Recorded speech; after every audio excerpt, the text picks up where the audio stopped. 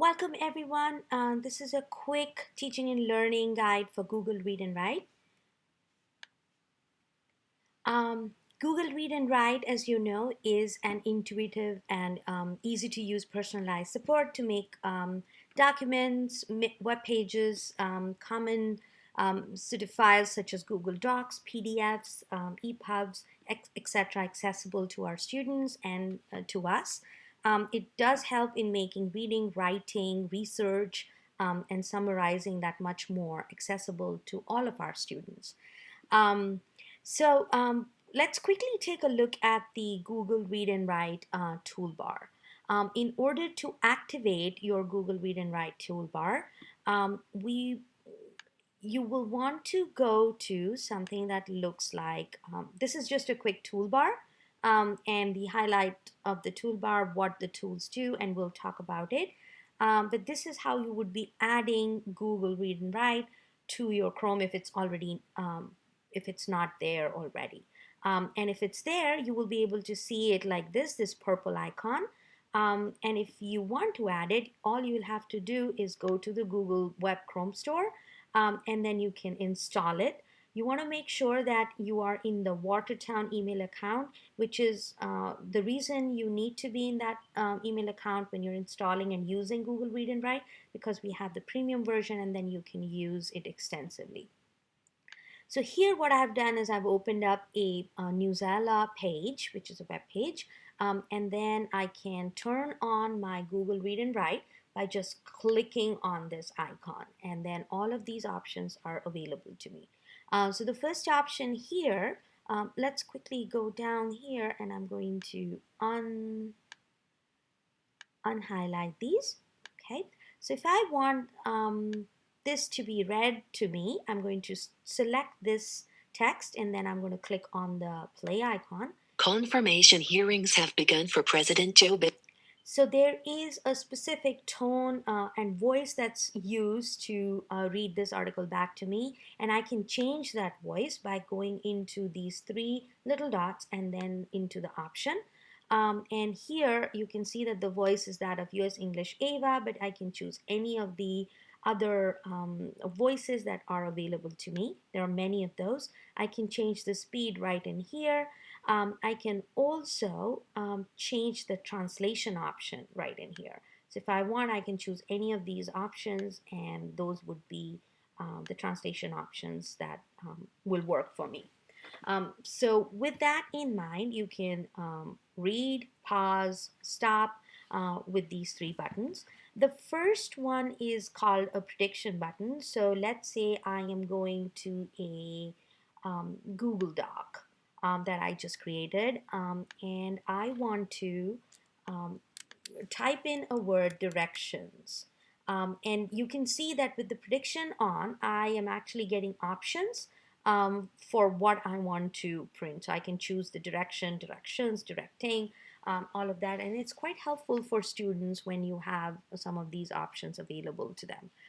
So that's your prediction. Now let's say if I want to choose the word save. So I'm going to unhighlight these words, and then I'm going to go into the word save. I select it, and then I can use that word to go into, let's say, the talking dictionary, which will give me all the options for that word. So I can click on this and it would read Save. Noun. In sport, if you make a... So it will give me all of those options, or I can click on the picture dictionary option, which is right in here, and it will give me the picture options for that word. I can also keep that word selected and then go into the web search option, which will give me all the web searches for the word save. And I can, as a student, this is quite helpful in researching certain words or certain phrases. Now going back to our Google toolbar, let's say I want to choose three words and create a vocabulary list from those. So I can go in here and select the word save and make it yellow, so I can highlight it. I can go into the word voice and I can highlight it green, and then I can go into the word available and then I can highlight it blue. With these three words selected, I can use something that looks like this, which is called vocabulary. And when I click on that, it's going to create a new document containing the vocabulary list that's being created. So you can see that a vocabulary list is created with the symbols, and I can write notes. I can modify it as an educator, or the students can type into it. So it's a neat little resource that you can use.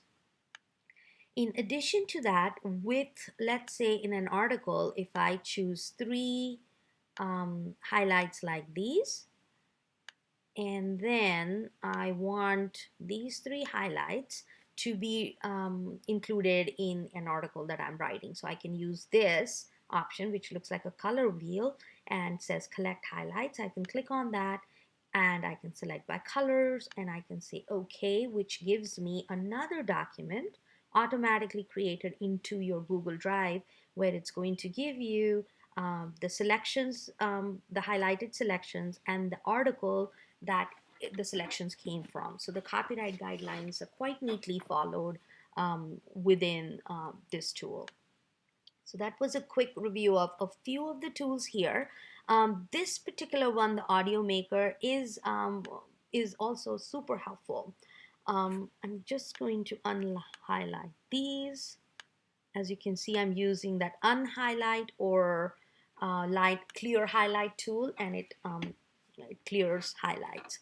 So if I want to choose this particular passage, and if I go into the Audio Maker, what it will do is it will read that passage in the AVA voice that we have, and it will record it and drop down a MP3 for that particular passage right in here, as you can see. So that is something that I can use. It's an MP3 file, pretty small, that you can use to attach into your Google Classrooms if you need. In addition to that, this particular one, and so I'm going to unhighlight it, this one is called the Screen Mask. So if this allows me to sort of focus, particularly with kids, to focus on certain documents or certain lines. You can make it smaller or bigger depending on your preference, and they can read through an article with, you know, with focus on certain one line or two lines or three lines. So this is a really neat tool. In addition to that, there is also the talk and type, which is, as it says, you can talk and it will type for you.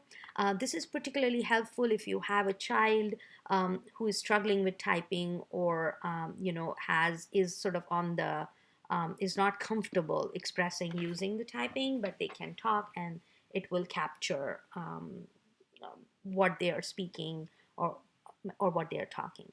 Now here is the translator option, which when you click on it, it's going to translate it for you. And right now our choice of language is Spanish, so it's going to translate it in Spanish.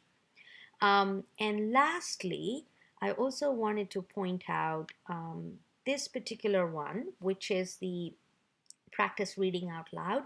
So if I select, let's say, a text like this, and I go into the practice reading out loud, it's going to pop up a screen like that, and then I can record what I'm speaking. So this is super helpful with kids if they're practicing a certain passage reading, or want to sort of augment and self-assess their reading. So that's a really neat tool as well. So that was a quick review of the Google Read and Write.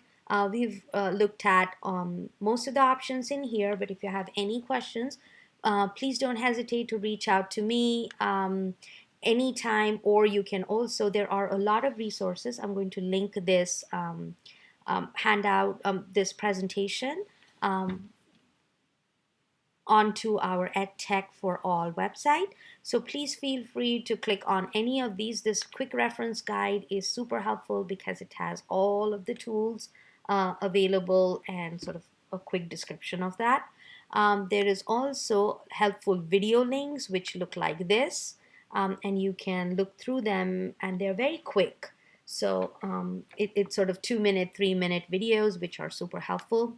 And there is also going to be a Spanish and Portuguese family guide that we'll be working on, which will help with some of the translations, and will be posted on our EdTech for All website. Thank you so much. If you have any questions, as always, you can use the WPS EdTech for All request form, or join us during the Zoom session. Thank you. Have a beautiful day, and hope this was helpful.